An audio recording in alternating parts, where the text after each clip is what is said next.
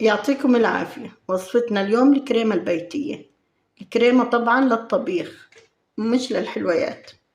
مقادير الوصفة: عنا كاسة كبيرة حليب سائل، عنا معلقة طحين، عنا 3 كاسة زبدة. نيجي للوصفة. أول إشي بدنا نحط كاسة الحليب، بدنا نحط معلقة الطحين ونحركهم على البارد.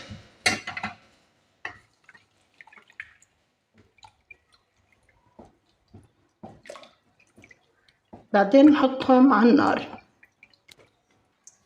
هسه بعد ما حطيناها على النار بنضلنا نحرك لما يتجانس الحليب مع الطحين. هيك عنا الحليب اتجانس مع الطحين وثقلت قوامه، بدنا نحط الزبدة.